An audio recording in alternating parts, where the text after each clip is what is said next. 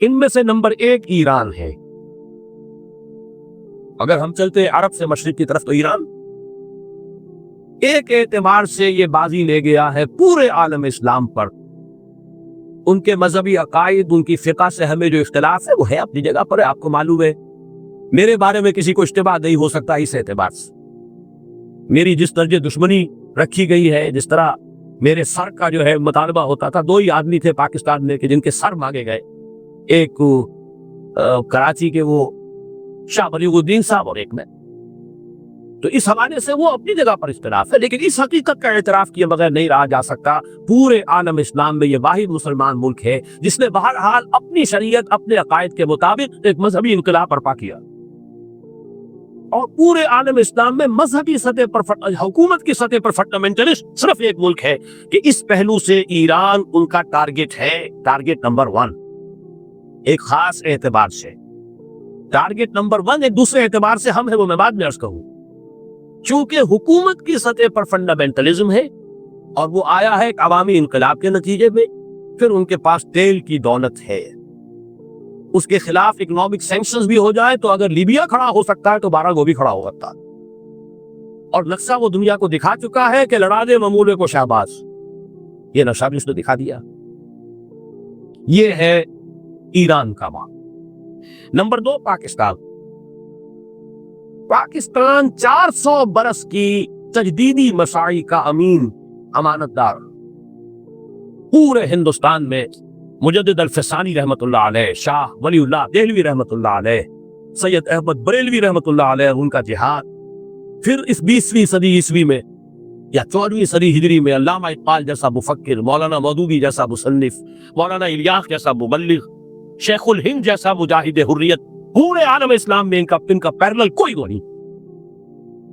یہ 400 سال کی تاریخ، اس کی امانت اور اس کے نتیجے میں یہاں کے مڈل کلاس میں فنڈامنٹلزم کا ایک نیوکلیس ہے، اگرچہ حکومت کی سطح پر کوئی پیش رفت نہیں ہو سکی آج تک، بلکہ اب تو پسپائی ہو رہی ہے، اب پیچھے ہٹ رہے ہیں۔ وہ ہمارے ان سیاسی جو بھی زعماء ہیں، جو جماعتیں ہیں، ان کی غلطی ہے، اور الیکشن ہی کو واحد میدان بنا کر اس کے اندر اپنا سارا وقت و توانائی اور قوت ضائع کر دینا، یہ ہے در حقیقت جس کا کہ یہ صدا مل رہی ہے کہ اس اعتبار سے تو پسپائی کی طرف ہے معاملہ، کسی پیش رفت کی طرف نہیں ہے۔ لیکن باہر والے تو دیکھتے ہیں نا کہ اندر کیا کچھ مواد موجود ہے۔ اگر مڈل کلاس میں وہ فنڈامنٹلزم کا بارود موجود ہے تو کسی بھی وقت اس کے اندر جو ہے وہ کوئی دھماکہ ہو سکتا ہے۔ دوسری بات جو ان کے لیے ایک اعتبار سے ٹارگٹ نمبر 1 ہمیں بنا رہی ہے، وہ ہمارا ایٹمک نو ہاؤ۔ پورے عالم اسلام میں اور کسی کے پاس نہیں۔ اسلامی بم اگر بنے گا تو یہی بنے گا۔ یہ ہے مختلف اسباب جس کے بنا پر ایران اور پاکستان کو آپ بریکٹ کر لیجئے، یہ اس نیو ورلڈ آرڈر کا جو ٹارگٹ نمبر 1 ہے، ایک اعتبار سے ایران ہے، ایک اعتبار سے پاکستان۔ بیچاری کئی روز سے دم توڑ رہی ہے، ڈر ہے خبر بد نہ میرے منہ سے نکل جائے، تقدیر تو مبرم نظر آتی ہے لیکن پیران کلیسا کی دعا ہے کہ یہ ٹل جائے۔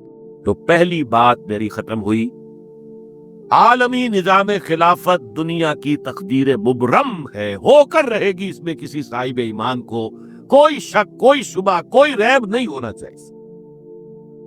البتہ اس کا اب دوسرا پہلو کیا ہے، اس کا آغاز کہاں سے ہوگا؟ پہلی بات تو یہ، ہمارے بعض لوگوں کے ذہنوں میں سادہ دل لوگ وہ سمجھتے ہیں کہ پوری دنیا میں ایک ہی دفعہ آ جانی چاہیے، یہ کوئی علاقائی خلافت تو نہیں ہو سکتی، خلافت تو عالمی ہوتی ہے۔ ان سے میں کہتا ہوں عالمی خلافت کب تھی جناب؟ یہ تو نہ خلافت راشدہ میں عالمی تھی، کیا ہندوستان شامل تھا اس میں؟ کیا چین شامل تھا؟ کیا یورپ شامل تھا؟ اور پھر جو خلافت کے نام سے جو ملوکیت چلی ہے وہ بھی صرف آپ دور بنو امیہ میں کہہ سکتے ہیں کہ وہ پورا عالم اسلام کم سے کم اس کے تحت تھا۔ بعد میں خلافت عباس، بنو عباس میں اور فاطمیین کی خلافت میں اور آل عثمان جو ہے آٹومان ٹرکس کی خلافت میں ٹکڑے تھے، اس سے بکھرے تھے، کوئی مانتا تھا کوئی نہیں مانتا۔ اور سب سے بڑی بات یہ، اگر ایک دم پوری دنیا پر خلافت قائم ہو سکتی تو حضور کے دست مبارک سے ہوتی، لیکن نہیں ہوئی۔ نتیجہ کیا نکلا؟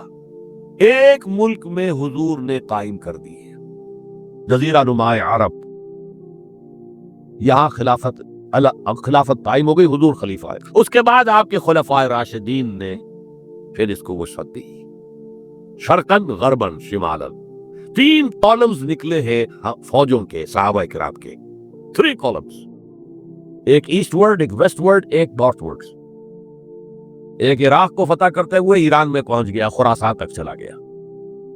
ایک شام کو فتح کرتے ہوئے اور پھر سینائی پیننسولا سے ہو کر افریقہ میں داخل ہوا اور اٹلانٹک تک پہنچ گیا۔ تیسرا سیدھا شمال میں گیا، لیکن یہ زیادہ دور نہیں جا سکتا تھا، کوکیشین ماؤنٹینز آ گئے، کوہ قاف۔ اس زمانے میں تو یہ یوں سمجھیے کہ امپیسیبل تھا نا کوہ قاف، زیادہ وہاں آ کر رک گیا۔ اب بھی یہ ہوگا کسی ایک جگہ سے شروع ہوگا پھر پھیلے گا، اس کے سوا کوئی چارہ کار ہے ہی نہیں۔ اگر ہر جگہ پوری دنیا میں ایک ہی وقت میں ہو سکتا تو حضور کے دست مبارک سے ہوتا صلی اللہ علیہ وسلم۔ اب وہ نقطہ کون سا ہوگا، نقطہ آغاز کون سا ہوگا؟ اس میں پہلی بات تو میں نے کہا جو شک کرے گا اس کا پھر ایمان مشکوک ہے۔ ہوگا، لازماً ہوگا، گلوبل ہوگا، پوری دنیا میں ہوگا۔ کہاں سے شروع ہوگا اس میں آپ اختلاف کر سکتے ہیں، لیکن مجھے تو 2 حدیثیں تو ملی ہیں جن سے یہ اندازہ ہوتا ہے کہ یہ اس مشرقی خطے سے ہوگا، عرب کے مشرق کی جانب کسی ملک سے ہوگا، کسی خطے سے ہوگا۔ وہ حدیثیں بھی اب آپ پڑھ لیجیے پہلے۔ پھر میں کہہ رہا ہوں یہ خزانہ ہے جو ہم نے آپ کی خدمت میں پیش کیا ہے، کاش کہ آپ اس کی قدر کر سکیں، یہ حدیثیں آپ کو ازبر ہو جائے، یاد ہو جائے، لوح قلب پر نقش ہو جائے۔ ہندوستان اور خراسان یعنی موجودہ افغانستان کا ذکر ابن ماجہ کی روایت ہے، عن عبداللہ ابن الحارث رضی اللہ تعالی عنہ قال رسول اللہ صلی اللہ علیہ وسلم یخرج ناس من المشرق یغتئون للمہدی یعنی سلطانہ، یعنی سلطانہ، دونوں طرح سے پڑھ سکتے ہیں۔ حضرت عبداللہ ابن حارث فرماتے ہیں رضی اللہ تعالی عنہ کہ حضور نے ارشاد فرمایا مشرق کی طرف سے وہ فوجیں نکلیں گی، لوگ آئیں گے جو عرب میں مہدی کی حکومت قائم کریں گے۔ یہ مہدی کون ہوں گے اس کا ذکر میں ذرا بعد میں کروں گا، لیکن نوٹ کر لیجئے کہ مہدی سے پہلے لازماً کسی مشرقی علاقے کے اندر وہ نظام قائم ہو چکے گا، تب وہاں سے فوجیں آئیں گی۔ یہ مشرق کون سا ہے؟ عرب کے مشرق میں آپ چلیے ایران بھی آ جائے گا، افغانستان بھی ہے، پاکستان بھی ہے، اور اگر اسے اور توسیع دے تو ہندوستان بھی ہے۔ یہ ہے عرب کا مشرق،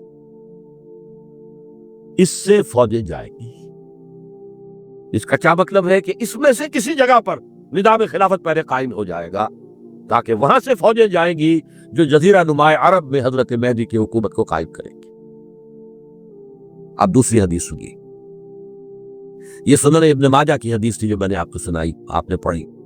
دوسری عن ابی ہریرہ رضی اللہ تعالی عنہ، یہ ترمذی شریف کی روایت ہے، قال قال رسول اللہ صلی اللہ علیہ وسلم یخرج من خراسان رایات سود لا يردها شیء حتی تنصب بإیلیا۔ خراسان کے علاقے سے سیاہ جھنڈے لے کر فوجیں آئیں گی، ان کا رخ کوئی موڑ نہیں سکے گا، ان کو پیچھے پھیر نہیں سکیں گے کوئی بھی، یہاں تک کہ وہ یروشلم میں جا کر جھنڈے نصب کر دیں گے۔ ایلیا حضور کے زمانے میں یروشلم کو کہتے تھے۔ یہ یروشلم تھا جب